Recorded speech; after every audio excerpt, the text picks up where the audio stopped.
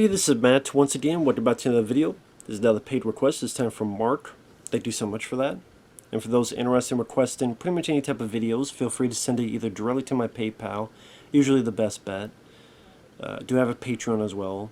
Both links are down below in the info box. But yeah, Mark wanted me to review the original 101 Dalmatians from 1961.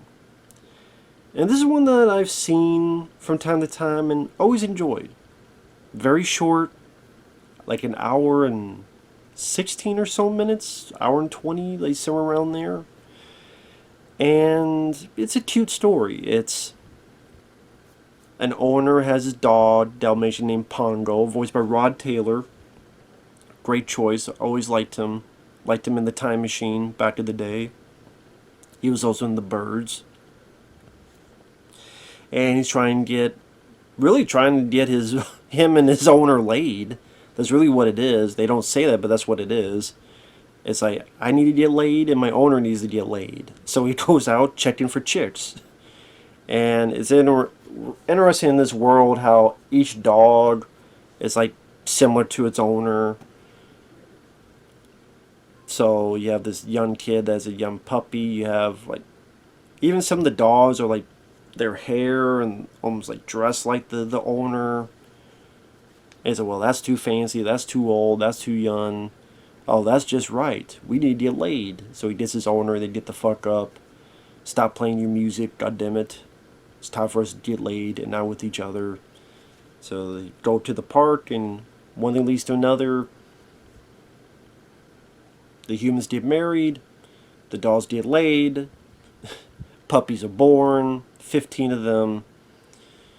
One of them almost dies, but the owner rubs the puppy and able to live. I think that's the one named Lucky. Now, from what I understand, this was a time where Disney was a little bit in turmoil because they were putting a lot of money into the animation and films like Sleeping Beauty. Yeah, Sleeping Beauty was before this and didn't do well. It was a bomb. They lost a good chunk of money. And from what I understand, there was talks of shutting down the animation stuff. Because they go, well, we got our live action stuff, we have our amusement parks. This animation is just costing too much. And they said, well, there's this technique, kind of a Xerox type of technique, where by doing it, people could just sketch and you overlay it and you don't need tracing.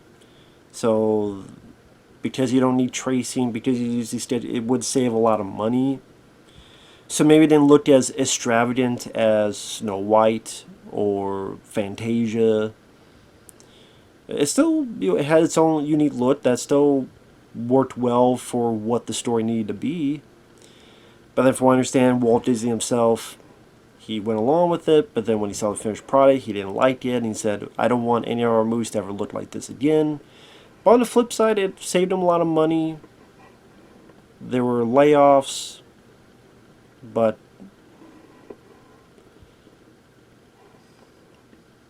maybe without films like this movie, Disney Animation would have been completely shut down. And if that's the case, then you wouldn't have had Aladdin and The Lion King and all these movies throughout the years. And also with the rotoscoping, so the humans moved like actual humans. Rotoscoping is pretty much, you have someone act it out and they draw over it. Kind of like you would see in Heavy Metal or the cartoon He-Man back in the day. I do like that technique.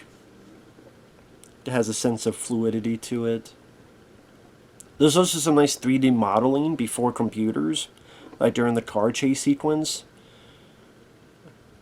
And you can see like behind the scenes footage online where they actually had this actual physical car thing that they would use and then able to use it put on top of the drawings, and again, 3D modeling before computers.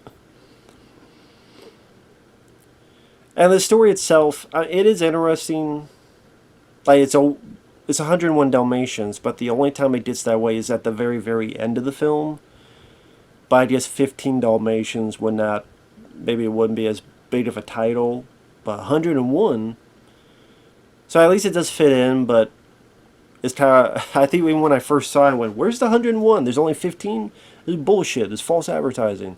This is false advertising bullshit. Where's the 101? But even of the 15 puppies, like, there's not much room for character development. I mean, I can't tell you three fucking things about any of these dogs. One, Lucky, likes to watch TV. One is called Patch. But can I really tell you anything about him? No. So I would say the characters aren't really as noteworthy compared to Aladdin, the genie, even Aladdin himself, the Lion King, Simba, Timon and Pumbaa. I mean, there's a reason why the character people remember the most is Cruella de Vil. Because she has such, the way she dresses and how extravagant her performances and being such viciously evil, and the way she smokes and the stuff she's wearing, the way she flaunts, and even her look, which, I mean, I hate to be mean, but she looks like if her face was her face is later day Michael Jackson and her personality was Amber Turd. So, again, if Amber Turd looked like the last days of Michael Jackson, that's what Cruella de Vil is. At least that's what she seems like.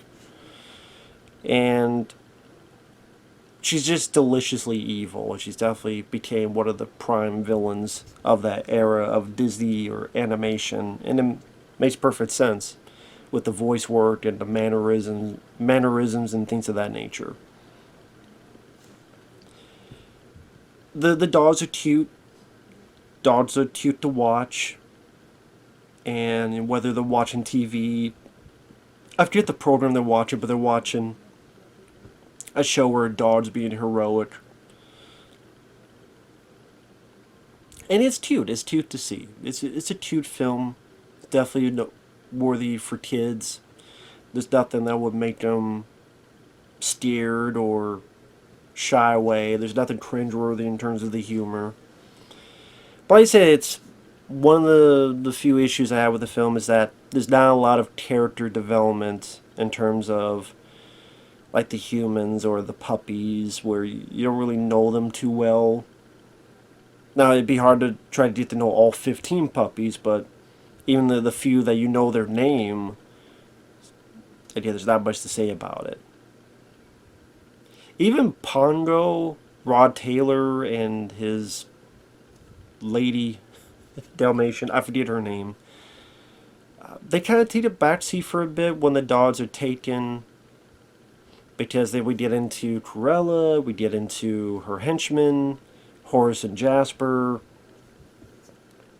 I would say the character that stole the show was the cat, Sergeant Tibbs. I would say he stole the show. Because Cruella, it's a pretty fucked up idea. Cruella wants to kidnap the puppies, kill them, skin them, and use their fur as a coat. Now,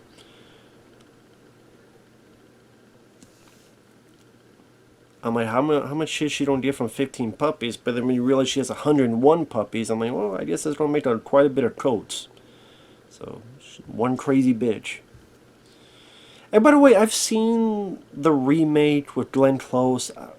It's cool that Hugh Laurie, I'm a fan of him. He is one of the henchmen. I forget if he's Horace or Jasper, I forget which. But it's cool that, because I'm a fan of that actor, because I love House MD, the TV show. But I'm not a fan. Even Glenn Close's performance. I find Cruella here deliciously evil. I find Glenn Close in that one just hammy, over the top. And then the movie Cruella, don't get me started on that movie. That movie's just fucking boring. That's easily the worst of these. But yeah, I'm not big on the 90s one. To me, you only needed this and this alone. That's just me. Because this one went at a fast pace. I like the look of the film.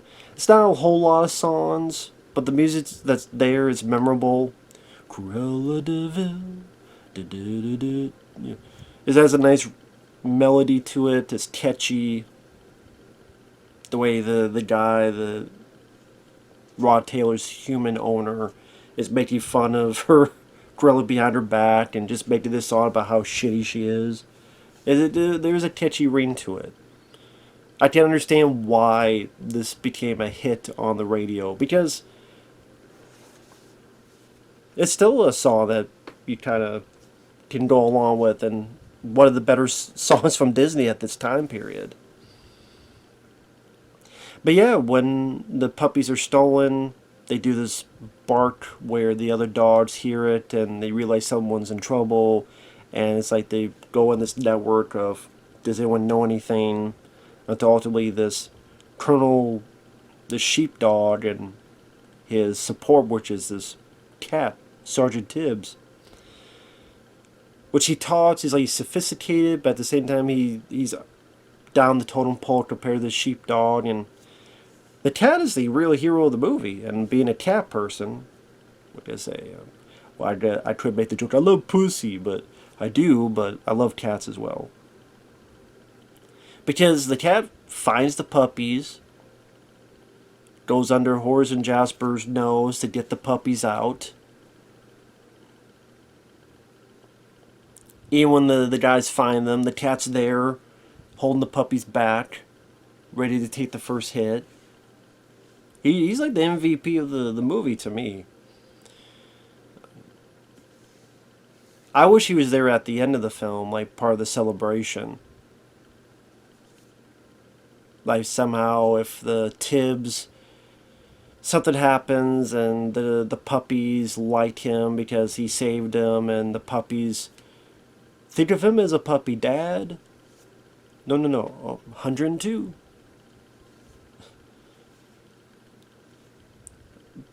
So I would like to have seen the cat, like the puppies want the cat to stay, or the puppies dogpile the cat because he saved them, and give him his proper due. Give him a little bit of, respect on his name, goddammit.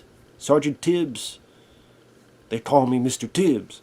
Give him some respect on his name, goddammit. Give him some fucking praise at the end. Shit. I wish there was that bit. Pongo and his mate finally do find their puppies, and they fuck up the two assholes. There's a decent amount of suspense when the two are going after the puppies. Just they're so cute, and the dire, horrendous shit that's going to happen if they get caught. You have a car chase at the end. That's where you have some of the 3D modeling. And then by the end, they get away. I would like to have seen a bit more development on the humans, a little bit more development on some of the puppies, at least some of them. A little bit more with the villains at the end, because I don't even know if the villains got arrested. I'm trying to remember. Because I know that the car crashed, but the movie probably did explain this. I just fucked up, so blame me. Don't blame the movie. Blame me for my Alzheimer-infused brain. I swear I'm getting that way. That's what it feels like some days, man. And I can't remember if they said that they were arrested. Otherwise, they're just free out there, and maybe they'll try again. But which is a little bit more apparent, maybe, that the cops are really. They might have done that. I just completely missed it. I don't know. Maybe I just completely missed them going to jail. So if so, I apologize. I would like to have seen the cat at the end there. But overall, yeah, they adopt all the dogs, all 101, which is a shitload. Literally. I can't imagine having 101 dogs. I can't imagine having 15 dogs, well, 101. Well, with Pongo and his mate, technically 103. Sound like take a temperature. 103. Can't imagine all that. I would go fucking insane in 5 minutes. With all the barking, 100 puppies barking? There'd be more noise pollution than LA. With all the fucking dogs barking. So I'm sure, in the, well, I was going to say in the sequel, but there were sequels to this. Of course, it's Disney. Yeah, sequelized most of their fucking movies. That's why I'm surprised they didn't do a sequel to that Robin Hood movie with the foxes. Because they sequelized like most of the other fucking films. I think like decades later, in the 90s or something, they did make a sequel to this. Go figure. Just I was going to say, in the sequel, the humans get so tired of these dogs, they want to stand and murder the dogs, and they gotta go against their owners. But yeah, obviously, I'm just joking. But it's fast paced. It's short. I think the animation and the dogs and everything is well fashioned for its time period. Raw Taylor, I thought, brought a nice commanding voice to Pongo, who is our main character. Sergeant Tibbs, the cat, was the MVP. Cruella is definitely a memorable villain. There's not too many songs, but the music is memorable. The way they showcase themselves as bachelors is definitely an interesting choice to begin the film with. One joke I did genuinely laugh is that when Horace and Jasper, they're talking at the end, and the puppy stole one of the guy's food in the sandwich, and the guy's just so crestfallen. Someone stole my sandwich, and the guy just looks and he casually just puts his ashes on the guy's sandwich. Just how casually he did it, I'm like, what a dick. I did generally laugh though, but just how casually he did it, like, get the fuck out of here. Fuck off. Like, if he could say that, he would say, fuck off. That did make me laugh, I will admit. I thought it was generally funny. But overall, yeah, this is definitely one of the better animation films in that time period. Despite what who the fuck was it? Nostalgia Critic wants to say. Just, I was like looking up reviews of the film after I saw it, and Nostalgia Critic like was kind of shitting on it. I'm like, whatever, dude. To each their own. But with that said, thanks for watching. Take care. We'll see you guys later.